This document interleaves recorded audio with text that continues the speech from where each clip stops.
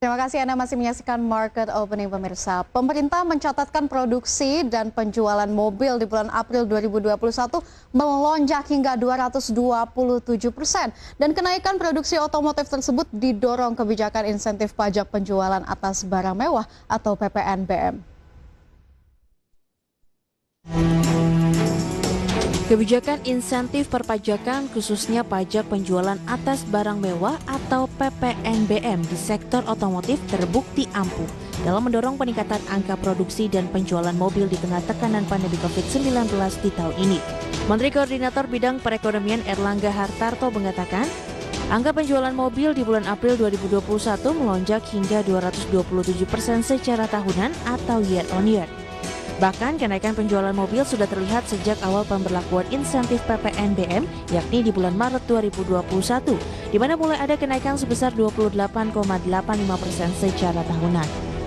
Oleh sebab itu, pemerintah memutuskan untuk tetap melanjutkan skema insentif PPNBM sesuai dengan skenario yang telah ditetapkan sebelumnya.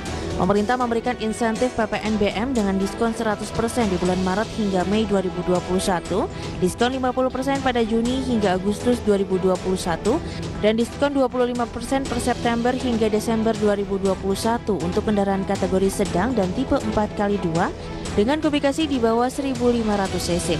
Lantas, sejauh mana dampak kenaikan penjualan mobil yang dipicu insentif PPNBM terhadap emiten-emiten otomotif? Saksikan pembahasan selengkapnya sesaat lagi. Berbagai sumber, IDEX Channel.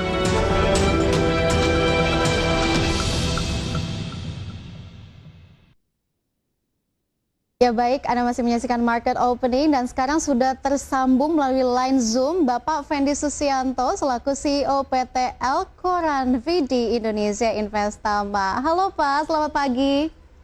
Selamat pagi, Clara. Iya Pak, baik Pak. Jadi gini Pak, memang indeks harga saham gabungan pada kemarin memang ditutup karena memang sedang ada perayaan Waisak. Tapi 2 hari yang lalu kita bisa melihat rally dari indeks harga saham gabungan yang memang dibuka sudah di zona hijau dan ditutup juga di zona hijau. Waktu kemarin itu penutupan berada di level 5.815. Jadi memang berada di zona hijau. Bagaimana Bapak menyikapi perdagangan pada IHSG yang lalu Pak? Ya, kita melihat IHSG pada hari-hari yang lalu, ya sebelum ditutup, memang sedang struggling untuk mencoba tetap bertahan di atas level support 5.800 ya. Dan sampai dengan posisi kemarin terlihat bahwa indeks sudah bertahan di atas itu, ditutup di 5.815. Beberapa sentimen ada positif dan ada negatif cukup mix ya.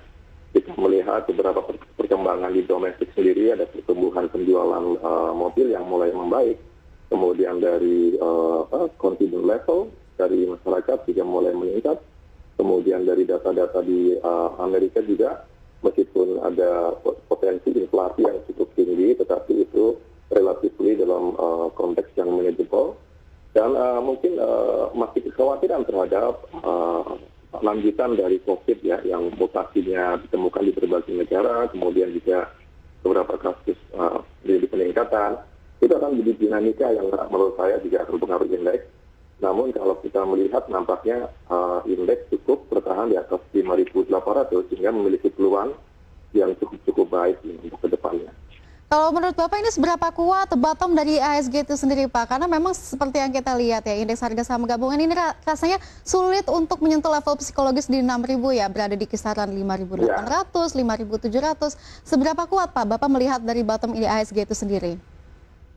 Ya, kalau kita lihat adalah better off ya, artinya bottom yang terjadi pada saat pandemi yang pertama di bulan Maret sampai Mei tahun yang lalu, itu kan indeks sampai 3.900-an. Ya, sekarang ini cukup bertahan di level paling nggak 5.600 sampai dengan 5.800 di level itu.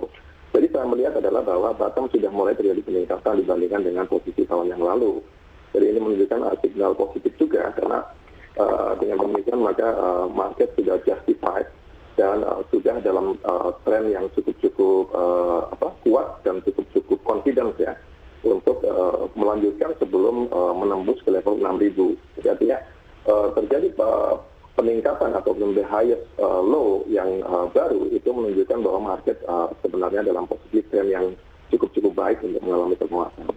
Oke, jadi memang trennya ini cukup confident dan apabila kita bandingkan indeks harga saham gabungan dengan tahun lalu, memang tahun lalu ini terjerembab akibat pandemi COVID-19 ya, pas sempat berada di level terendahnya di 3.900, tapi kalau misalkan kita compare juga berada di sekarang di 5.008 itu bagus sekali ya Pak ya, di compare dari tahun lalu. Tapi kalau misalkan kita melihat dari sisi sentimen begitu ya Pak ya, tadi Bapak juga sudah mention beberapa sentimen yang melatar belakangi dan support indeks harga saham gabungan dari mulai domestik dan juga luar negeri. Tapi seberapa kuat Pak? Lebih kuat mana antara sentimen dalam negeri atau justru sentimen luar negeri yang justru mendorong laju dari indeks harga saham gabungan? Ya, kalau kita lihat sih, kalau kita melihat ada 50-50 ya. Kalaupun yang terjadi, pertumbuhan global juga akan menjadi sesuatu yang dilihat signifikan. Karena ini kan bagaimana global menyikapi bersama adalah pandemi COVID, karena pandemi COVID adalah pandemi yang bersama-sama ya di seluruh negara kita hadapi. Sehingga kita melihat kecenderungannya 50% ya, itu adalah pengaruh-pengaruh global, dan domestik juga cukup besar.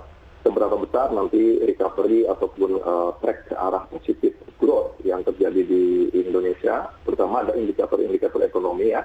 Kalau kita lihat indikator COVID sudah lebih bagus ya.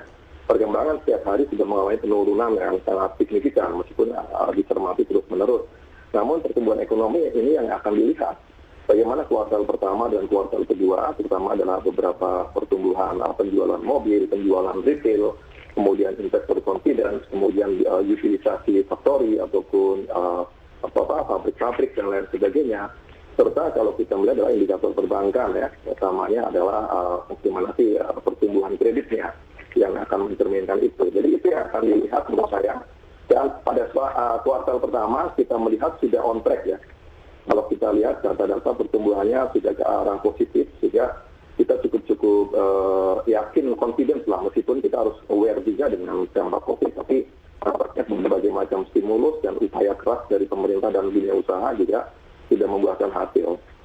Ya betul sekali, jadi memang stimulus dari pemerintah ini mampu mendongkrak beberapa sektor yang menopang dari laju indeks harga saham gabungan sendiri ya, termasuk juga sektor otomotif ya Pak ya. Seperti yang kita tahu memang di tahun kemarin sektor otomotif ini termasuk salah satu sektor yang terpuruk akibat pandemi COVID-19, namun sekarang justru secara year on year pemerintah sudah mereview bahwa pada April 2021 sektor otomotif dari sisi penjualan dan produksi mobil ini naik 221%. Bagaimana Bapak mencermati dengan kenaikan ini Pak? Apakah ada imbasnya dengan emiten dari saham sektor otomotif?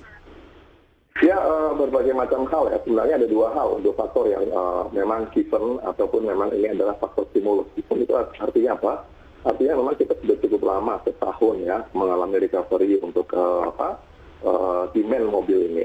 Yang kedua adalah adanya stimulus dari pemerintah ya, PPNBM, yang diterapkan secara gradual atau bertahap hingga bulan Desember nanti, 100%, 50%, dan 25%, itu juga memberikan dampak positif ya, terhadap kegairahan penjualan mobil di tanah air. Kita lihat sampai lebih dari 200% year on year pertumbuhannya, kemudian juga terjadi peningkatan di bulan ini juga ada penjualan mungkin sekitar 90.000 unit.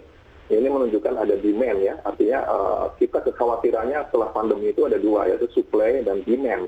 Demand itu yang cukup mengkhawatirkan, karena namanya demand sudah mulai terbentuk karena stimulus ya, dan juga karena sudah cukup lama pandemi, jadi sudah terjadi penyesuaian.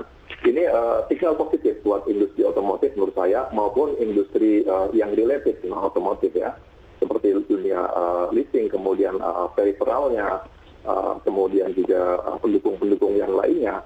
Ini juga kecenderungannya di tahun ini akan cukup positif.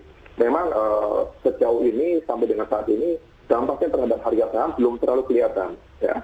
Jadi artinya beberapa saham seperti Astra Internasional, kemudian Gajah Tunggal, kemudian Indomobil, Imas, dan lain sebagainya, itu masih dalam posisi yang relatively lagging. Tapi menurut saya justru ini adalah peluang ataupun opportunity ya bagi investor ataupun trader untuk mencermati ini. Ya, karena arahnya sudah kelihatan bahwa terjadi peningkatan, sehingga ini akan berdampak positif terhadap kinerja sahamnya juga. Iya betul sekali Pak. Tadi saya setuju sekali dengan bagaimana Bapak mengungkapkan bahwa dengan naiknya sektor otomotif ini juga banyak sekali sektor yang terdongkrak juga ya. Karena Ya. banyak sekali multiplier effect dari kenaikan sektor otomotif ini. Dan juga tadi Bapak juga bilang bahwa walaupun ya di tengah euforia dari sektor otomotif yang kinerjanya sangat bagus ya per April 2021 ini yang didongkrak oleh relaksasi pajak, terus juga mungkin Ya. setelah adanya pembagian THR begitu ya, jadi memang lonjakan untuk membeli mobil ini demand-nya sangat tinggi. Tapi kalau kita melihat dari sisi emiten masih belum terdongkrak secara maksimal gitu. Jadi apakah ini waktu yang tepat? Apakah kita bisa mengambil sebagai peluang untuk mengincar saham-saham emiten otomotif, Pak? Ya, kita melihat, saya juga melihat seperti itu ya. Ini adalah waktu yang tepat ya. It's a good timing untuk melakukan pembentukan portfolio di sektor ini ya. Setelah tahun ini cukup lagging. Mungkin mengapa belum terjadi kenaikan karena mungkin terlalu khawatir yang berlebihan ya. Kita melihat data yang terbaru sebenarnya sudah terjadi peningkatan. Jadi pemerintah juga sangat all in dalam hal memberikan support ya. Kita melihat saham-saham masih dalam posisi yang undervalue, saham-saham otomotif. Jadi ini kesempatan bagi yang medium to long term investor untuk akumulasi ya. Karena selama ini saya melihat beberapa investor cenderung fokus pada saham-saham kekinian ya. Betul sekali, Digital, Pak. yang kemudian ada bank digital dan lain sebagainya. Nah, ini sudah saatnya kembali back to basic, lebih realistik untuk melihat kalau memang ini potensinya ataupun secara evaluasi yang aktif, maka bisa bergeser portfolionya untuk melakukan reakumulasi di sana. Iya, kita bisa bilang ya kalau misalkan saham-saham emiten otomotif ini masih undervalue begitu ya di tengah euforia Ya. dari sektor otomotif ini. Baik, kita jeda dulu terlebih dahulu ya Pak Fendi Susianto, kita akan kembali market opening sesaat lagi.